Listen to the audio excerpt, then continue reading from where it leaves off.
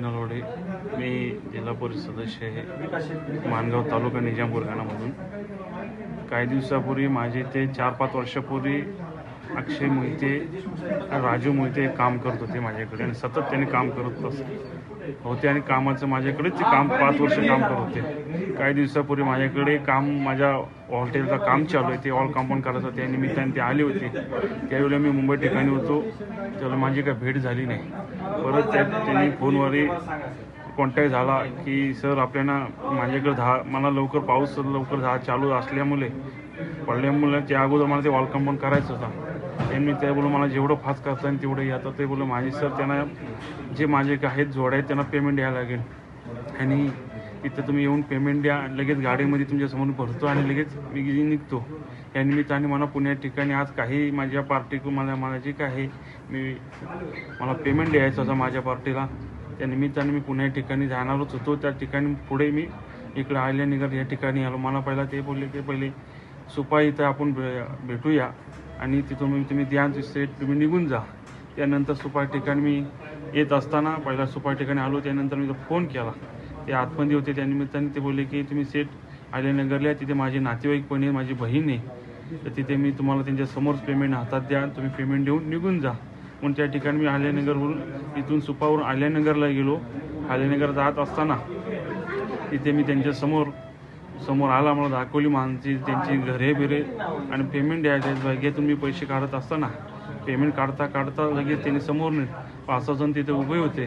होत असताना त्यांचेच नातेवाईक होते सगळे भावबिव, तेवढे लगेच माझ्या खाली उतरवला म्हणा त्यांनी, सर खाली येऊन पेमेंट द्या जरा आमच्या हातात आणि दक्षिणा द्या। त्यांनी घेऊन मी देत असताना खाली उतरलो, मग ड्रायव्हर पण खाली उतरला आणि देत असताना लगेच त्यांनी माझ्या डोक्यामध्ये पहिला पाया फटका टाकला रोडचा, नंतर डोक्यात टाकला।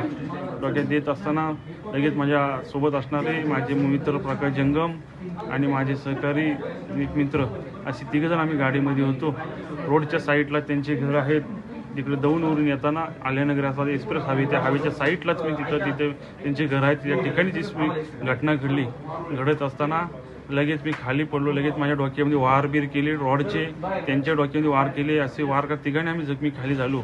तसेच आम्ही आमचा जीव वाचवत लगेच त्यांनी आमच्या गळ्यातली चेन, हातातले ब्रेसलेट, अंगठ्या, मोबाईल काही वस्तू घेऊन गेले।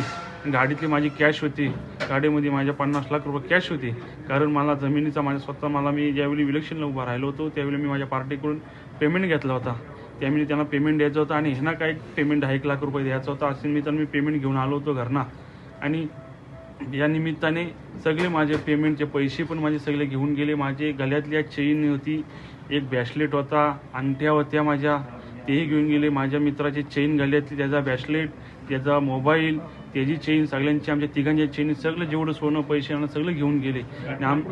घटना आपले इथून 3 किलोमीटर ठिकाणी ही घटना घडली, नगरच्या मेन रोडला, हा एक्सप्रेस हायवेच्या साईडलाच। आता तुमची मागणी काय आहे?